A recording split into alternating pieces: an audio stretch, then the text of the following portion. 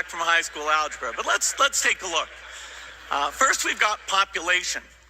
The world today has 6.8 billion people. That's headed up to about 9 billion. Now, if we do a really great job on new vaccines, healthcare, reproductive health services, we could lower that by perhaps 10 or 15%. But there we see an increase of about 1.3. He started as the boy genius behind Microsoft, the man who put a computer in every home and software in every office. But after making his billions, Bill Gates didn't just retire. He rebranded himself as a global philanthropist.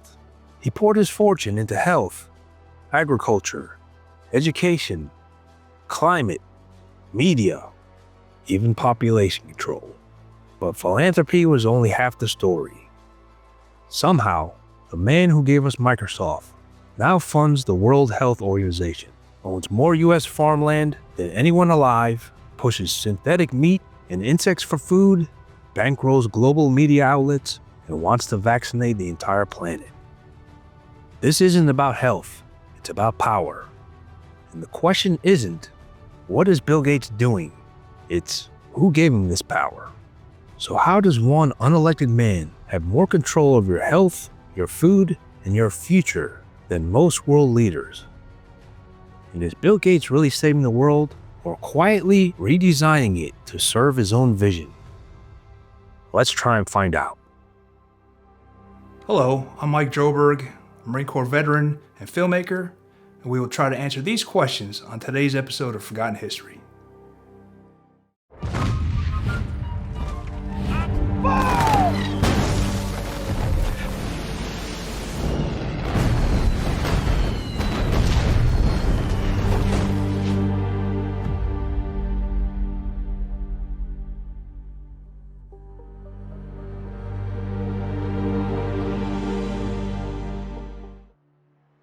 He was the awkward genius from Seattle, a Harvard dropout with a vision.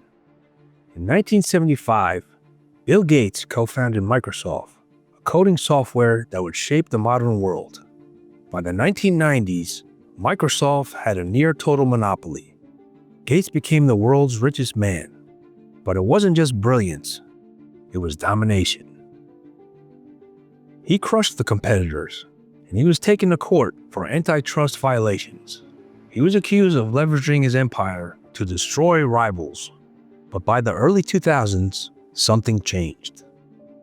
Gates stepped down from day-to-day operations at Microsoft. And instead of retiring quietly, he pivoted. He rebranded himself, not as a businessman, but as a philanthropist. Gates isn't the first tycoon to trade domination for image rehab. A century ago, John D. Rockefeller did the same thing.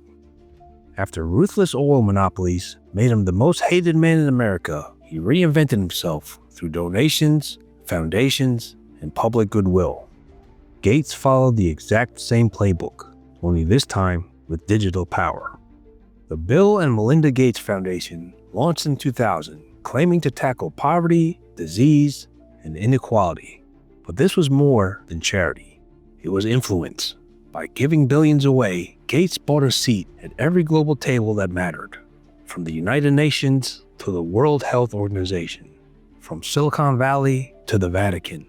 He was no longer just the man behind Microsoft. He was quietly becoming the man behind everything. Bill Gates says he's just saving lives, but what he's really doing is shaping them, and without your consent. After launching the Gates Foundation, he funneled billions into global health initiatives. At first glance, it looked like charity, but Gates wasn't just donating, he was buying influence. His foundation became the largest private donor to the World Health Organization, donating over $5.5 billion, the second largest donor to the WHO, just behind the United States. And that kind of money doesn't come without strings. He also funded Gavi, the Global Alliance for Vaccines and Immunization, and the Coalition for Epidemic Preparedness Innovations, CEPI, donating over $4.1 billion to those organizations, on top of funding multiple pharmaceutical R&D pipelines. He pushed vaccines worldwide, especially across Africa and India. What the mainstream never asked was, what were the side effects? In India, a Gates-funded HPV vaccine trial was suspended after several girls died. In 2014, the Catholic Church in Kenya accused the Gates-funded vaccine campaign of secretly sterilizing women. They alleged that the vaccines were laced with HCG, a hormone that when combined with tetanus toxoid could prevent pregnancy. According to church officials, tests from independent labs found HCG in 6 out of 9 samples of the vaccine. Over 2 million were vaccinated, but the WHO denied it. Gates denied it. But the controversy was buried and never resolved. And to this day, no one knows how many women may have been affected. But it wasn't just about vaccines. And so cows alone account for about 6% of global emissions. And so we need to change cows, just cows alone. How are we going to do that? Well, actually, of all the categories, the one that has gone better than I would have expected 5 years ago is this work to make what's called artificial meat. Gates also became the largest private owner of farmland in the United States. Not farming it, owning it.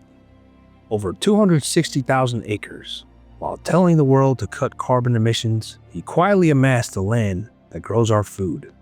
Then he started pushing synthetic meat and bug protein as a climate-friendly solution. And who funds the factories making those bug-based burgers? Well, Gates does. He says it's about sustainability, but when a billionaire tells you to eat insects while he eats steaks, that's not a solution. That's a new form of class control.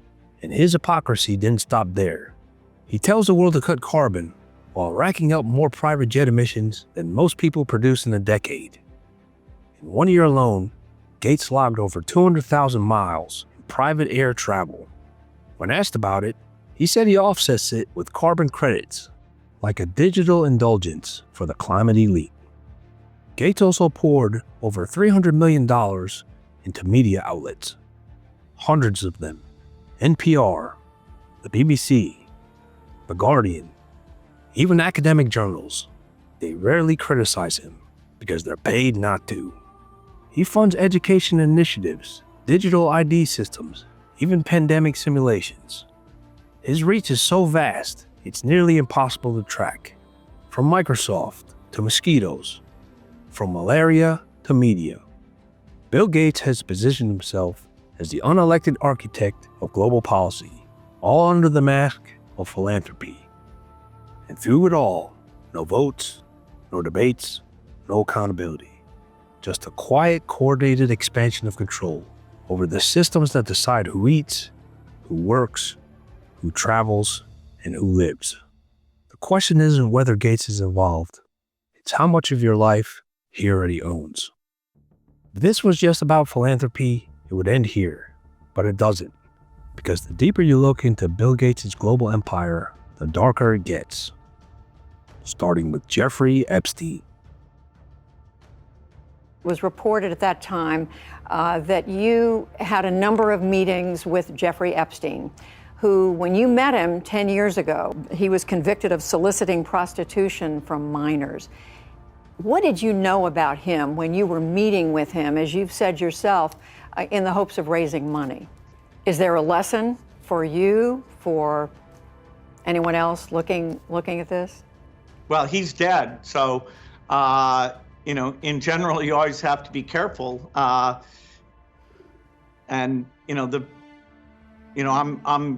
very proud of what we've done in philanthropy. Very proud of the work of the foundation. That's what I get up every day and focus on. Gates met with Epstein multiple times. He claimed it was about philanthropy, but his own wife, Melinda Gates, later cited those meetings as a key reason for their divorce. Why would the world's richest man need advice from a convicted pedophile? Then there's the Vatican. Most people missed it, but Gates met with Pope Francis to discuss global health, vaccines, and inequality. That's right, a software billionaire advising the Vatican on morality and human life. And then came the pandemic. Before COVID ever hit, Gates was already warning us about it. In 2015, he gave a TED Talk, predicting a global viral outbreak. Then in late 2019, just weeks before the first cases emerged, his foundation co-hosted Event 201, a simulated coronavirus pandemic, down to economic shutdowns and social media censorship. When the real thing hit, Gates was ready. He funded vaccine production, backed digital vaccine passports, and became the face of the global response. Governments listened, the media obeyed, and the profits poured in. Even now, he warns of the next pandemic with an almost gleeful tone. Why does he always seem to know what's coming? Why does he always benefit from the fallout? And why does no one ever question the man who tells the world to get injected, eat bugs, stop farming, and hand over control of their health and land? Bill Gates was also the primary force behind the creation and rollout of Common Core, the national education standards adopted by 45 U.S. states almost overnight. Through the Bill and Melinda Gates Foundation, he poured over $200 million into developing the standards, funding advocacy groups, curriculum companies like Pearson, and even teachers' unions to ensure widespread adoption. But Common Core wasn't tested, wasn't debated publicly, it wasn't created by educators. It was a top-down experiment backed by billionaire money. Parents and teachers across the country pushed back after seeing the results, confusing math methods, declining test scores, and a one-size-fits-all approach that ignored local needs. Even Gates later admitted the rollout had failed, but by then the damage was done, and the standards remained embedded in textbooks, testing systems, and classrooms across the country. But when you control the narrative, you don't need force. You just need time. Bill Gates has no army, no government title, no borders to defend. And yet, he controls more of your life than most presidents ever will. He influences what you eat, where your medicines come from, what your children are taught, what your news anchors say, and what the next global crisis will look like, because he's already funding it. All without a single vote cast in his name. When a man like that tells the world he's just trying to help, maybe it's time to stop listening. Maybe it's time to ask a different question. Not, what is Bill Gates doing, but who allowed this to happen? Because power like this doesn't appear overnight. It's built slowly, silently, funded, protected, and normalized until you forget it's even there. He's not hiding. He doesn't have to. He already won. So now the question is yours to answer. How much longer are you going to pretend it's not your problem? Thank you for watching Forgotten History. Please like, share, and subscribe. If you have any comments or show ideas, we'd love to hear from you. Thanks again.